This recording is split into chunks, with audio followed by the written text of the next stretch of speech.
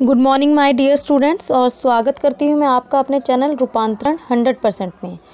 तो बेटा हम कर रहे थे अपने प्री बोर्ड एग्जाम की तैयारी, और इसमें हम कर रहे थे एक मल्टीपल क्वेश्चन सेकंड चैप्टर के। तो सेकंड चैप्टर के 50 मल्टीपल क्वेश्चंस की वीडियोस तो जो है मैं अपलोड कर चुकी हूँ।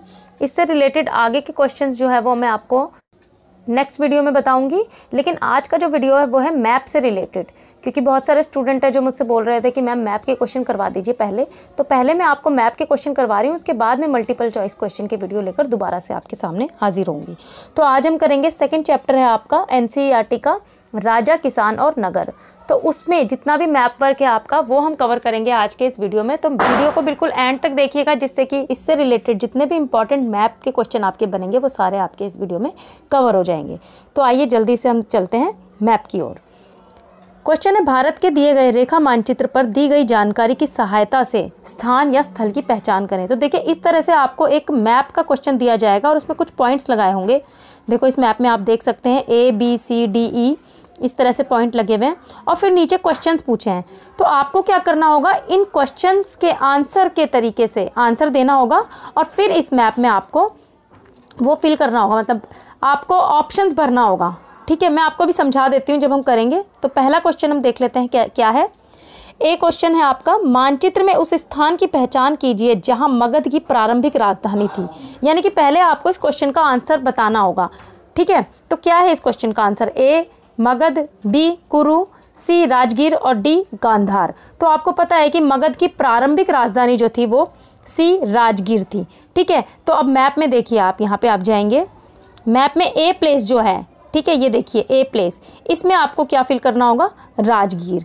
ठीक है, अब तो आपका क्या है, आपको OMR शीट मिल रही है, तो OMR शीट में आपको मैप तो भरना नहीं होगा, लेकिन केवल आपको राइट आंसर बताना होगा। तो लेकिन पहचान करनी जरूरी है, तो ये प्लेस आपका राजगीर को दिखा रहा है। ठीक है, नेक्स्ट क्वेश्चन देख लेते हैं। मानचित्र में उस महाजनपद की पहचान कीजिए जो महाजनपद काल में सबसे शक्तिशाली था। यानी कि सबसे शक्तिशाली महाजनपद कौन था? अब आपको सभी को इसका राइट आंसर पता है। A Magadh, B Kaushal, C Rajgir या D तक्षशिला। तो A मगध जो है वो सबसे शक्तिशाली महाजनपद था। तो अब देखिए B पॉइंट जो है वो मानचित्र में हम देख लेते हैं। B पॉइंट ये मगध को इंडिकेट कर रहा है। ठीक है, नेक्स्ट क्वेश्चन हम चलते हैं।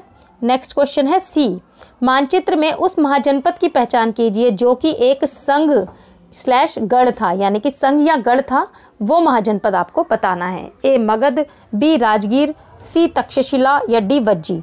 तो आपको पता है मगध तो शक्तिशाली राजतंत्र था, यहाँ पे तो राजा का शासन था। मौर्य वंश जो है, मौर्य साम्राज्य काफ़ी समय तक यहाँ पर रहा। तो यहाँ पे इसका राइट आंसर जो है वो D वज्जी है, और मल्टीपल चॉइस क्वेश्चन में भी मैं इसका आंसर करा चुकी हूँ। तो आपको C में देखना है, C क्वेश्चन। तो मैप में आपको C पॉइंट देखना है ये। तो ये जो क्षेत्र है वो वज्जी है। ठीक है, नेक्स्ट क्वेश्चन देख लेते हैं हम इसका। नेक्स्ट क्वेश्चन है D, मानचित्र में उस महाजनपद की पहचान कीजिए जो अफगानिस्तान में स्थित था। A Magadh, B Gandhara, C Rajgir या D कुरु। तो जो अफगानिस्तान में स्थित है महाजनपद, उसका नाम है B गांधार। तो अब दोबारा से आप मैप की तरफ हम चलते हैं। तो ये देख लीजिए D प्लेस, ये है अफगानिस्तान में, और ये है गांधार। ठीक है, एक क्वेश्चन और रह गया है इस मैप से संबंधित।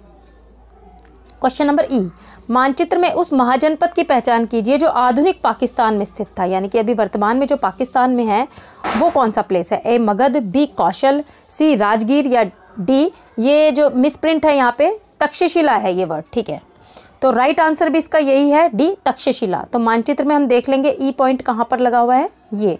तो ये पॉइंट जो पाकिस्तान में है ये तक्षशिला है। ठीक है, तो मानचित्र के क्वेश्चन जो है इस तरह से ही आपके आएंगे। तो बहुत ही सिंपल होगा इनको करना, लेकिन आपको राइट प्लेस जो है वो पता होना चाहिए। अब हम इसी लेसन से रिलेटेड एक दूसरा मैप ले लेते हैं। ठीक है, भारत के दिए गए रेखा मानचित्र पर दी गई जानकारी की सहायता से स्थान, नगर या राज्य की पहचान करनी है। यानी कि 3 प्लेस राज्य या नगर हो सकते हैं, कोई भी पर्टिकुलर प्लेस है वो पहचानना है। इसी तरह से मैप में जो है मार्किंग की हुई है ABCDEFG। ठीक है, तो और इसी तरह से इसके क्वेश्चन होंगे। तो जल्दी से हम देख लेते हैं इसके क्वेश्चंस क्या क्या हैं। पहला क्वेश्चन है A, मानचित्र में उस स्थान, राज्य या नगर की पहचान कीजिए जहां पर शक शासन करते थे। अब देखिए शक का क्षेत्र पूछा है। A पश्चिमी भारत, B उत्तरी भारत, C दक्षिणी भारत या D पूर्वी भारत। जो शक जो है वो पश्चिमी भारत में शासन करते थे। ठीक है, तो हम मानचित्र में देख लेते हैं इसका राइट प्लेस क्या होगा। ए पॉइंट जो है वो पश्चिमी भारत, यहाँ पे शक शासन किया करते थे। ठीक है, शकों का शासन था इस क्षेत्र पर। नेक्स्ट क्वेश्चन देख लेते हैं क्या है। मानचित्र में उस स्थान, राज्य, नगर की पहचान कीजिए जहाँ पर सातवाहन शासन किया करते थे। तो सातवाहन शासक जो थे वो कहाँ थे, आपको पता होगा दक्षिण भारत में थे। तो इसका राइट आंसर होगा सी, दक्षिण भारत। अब मैप में देखिए बी कहाँ पर लगा है पॉइंट, तो बी पॉइंट जो है ये महाराष्ट्र में लगा हुआ है आपका। तो यहाँ पे क्या इसका राइट आंसर होगा, सातवाहन शासक। ठीक है, नेक्स्ट क्वेश्चन देख लेते हैं सी। मानचित्र में उस स्थान, राज्य, नगर की पहचान कीजिए जहाँ पर प्रभावती गुप्त ने शासन किया था। अब देखिए बहुत ही इंपॉर्टेंट है इतिहास में प्रभावती गुप्त का नाम। और प्रभावती गुप्त जो थी वो चंद्रगुप्त द्वितीय की बेटी थी और इनका जो विवाह हुआ था वो वाकाटक जो शासक थे वहाँ पे हुआ था। तो इसका राइट आंसर होगा वाकाटक। अब मैप में देख लेते हैं वाकाटक कहाँ पर है। तो सी पॉइंट जो है मध्य प्रदेश, इसमें वाकाटक आएगा। ठीक है, नेक्स्ट क्वेश्चन देख लेते हैं इसका। नेक्स्ट क्वेश्चन है मानचित्र में उस स्थान, राज्य, नगर की पहचान कीजिए जो प्राचीन काल में दक्षिण भारत का प्रमुख बंदरगाह था।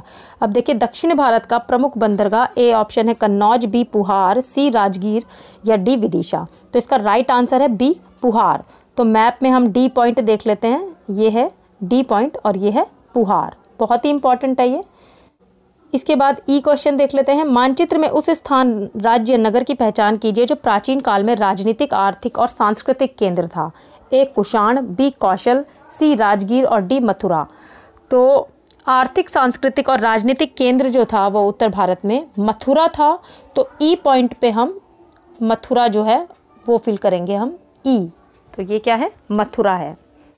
इस मैप से संबंधित एफ क्वेश्चन जो है वो है मानचित्र में उस स्थान की पहचान करें जहां बौद्ध धर्म की पहली सभा का आयोजन हुआ था। यानी कि बौद्ध धर्म की पहली संगीति जहां पर हुई थी वो प्लेस आपको भरना है। इसके ऑप्शन है ए कुषाण, बी कौशल, सी वैशाली और डी भरूच। तो इसका राइट आंसर जो है वो है सी वैशाली। और मानचित्र में एफ प्लेस जो है आपका, यहाँ पे देखिए एफ ये रहा, तो ये क्षेत्र जो है वो है वैशाली। ठीक है, नेक्स्ट क्वेश्चन है इससे रिलेटेड आपका क्वेश्चन नंबर जी। मानचित्र में उस स्थान की पहचान कीजिए जो हर्षवर्धन की राजधानी का प्रतिनिधित्व करता था। यानी कि हर्षवर्धन की जो राजधानी थी वो आपको फिल करनी है। ऑप्शन है इसके ए कुषाण, बी कन्नौज, सी वैशाली या डी भरूच। तो हर्षवर्धन की राजधानी जो थी वो थी बी कन्नौज। तो कन्नौज इसका राइट आंसर है। और मैप में अगर हम देखेंगे तो जी प्लेस जो है वो कन्नौज को इंडिकेट करता है, तो ये कन्नौज है। अब देखिए हम नेक्स्ट मैप की ओर चलते हैं। ये मैप भी इसी लेसन से संबंधित है और ये है अशोक के अभिलेखों का विवरण। तो बहुत सारे अशोक के जो अभिलेख पाए गए थे, महाशिलालेख पाए गए थे, स्तंभ अभिलेख पाए गए थे, उसमें से कुछ बहुत ही इंपॉर्टेंट है। तो मैं यहाँ पे सारे आपको नहीं बताऊँगी, केवल वही बताऊँगी जो बहुत इंपॉर्टेंट और पेपर में पूछे जा सकते हैं। ठीक है, तो मैप को मैं थोड़ा सा बड़ा कर लेती हूँ। अब हम देखते हैं। तो देखिए जो नंबर 1 है, नंबर 1 पॉइंट जो है वो पाटलिपुत्र है और पाटलिपुत्र आपको पता है मगध की राजधानी है। ठीक है, फिर नंबर 5 जो जहाँ पे लिखा हुआ है, बहुत ही इंपॉर्टेंट यहाँ पे अशोक का अभिलेख मिला था, ये है कलसी नंबर 5 पे। ठीक है, तो ये देख लीजिए बॉर्डर के पास है, बिल्कुल 2-3 स्टेट यहाँ पे मिल रहे हैं और ये है हिमाचल, उत्तराखंड और हरियाणा, इसके बिल्कुल बीच में ये क्षेत्र है कलसी का। ठीक है, फिर 9 नंबर पॉइंट जो है वो भी बहुत इंपॉर्टेंट है, पूछा जाता है, ये है मेरठ। ठीक है, 8 नंबर पॉइंट वो भी बहुत ही इंपॉर्टेंट है, ये है टोपरा। ठीक है, तो हम क्या कर रहे हैं, अशोक के अभिलेख कर रहे हैं जहाँ से अशोक के अभिलेख मिले हैं। फिर यहाँ पे देखिए गुजरात में पॉइंट नंबर 2, ये भी बहुत इंपॉर्टेंट है और ये है गिरनार, यहाँ से भी प्रसिद्ध जो है वो अशोक के अभिलेख यहाँ पे मिले हैं। फिर देखिए इसके नीचे चलिए थोड़ा सा, जो गुजरात और महाराष्ट्र का बॉर्डर है बिल्कुल इसके पास जो है नंबर 3 पॉइंट लगा हुआ है और ये है सोपरा। ये भी बहुत पूछा जाता है पेपर में, सोपरा। ठीक है, अब हम थोड़ा सा नीचे चलते हैं साउथ की तरफ। तो साउथ में 12 नंबर पे जो है ये है केरल पुत्र, ये भी बहुत इंपॉर्टेंट क्षेत्र है। और 11वें और 13वें नंबर पे, 11वें पे है चोल और 13वें पे है पांड्या। तो इसकी भी आप अच्छे से तैयारी कर लीजिएगा। अब हम अगले मैप की तरफ चलते हैं। अगला मैप जो है वो इसी अध्याय से रिलेटेड जो महाजनपद और नगर है उससे रिलेटेड है। तो मैप को थोड़ा सा मैं इनलार्ज कर लेती हूँ और बहुत इंपॉर्टेंट प्लेस मैं आपको बताऊँगी। अब देखिए सबसे पहले टॉप से हम शुरू करते हैं।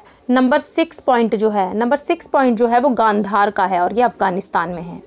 नंबर 10 पॉइंट जो है वो तक्षशिला का है और ये अभी वर्तमान पाकिस्तान में है।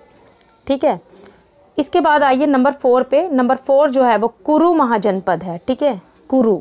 नंबर 5 पे पांचाल है और नंबर 3 पर कौशल है। ये आसपास ही है उत्तर प्रदेश में।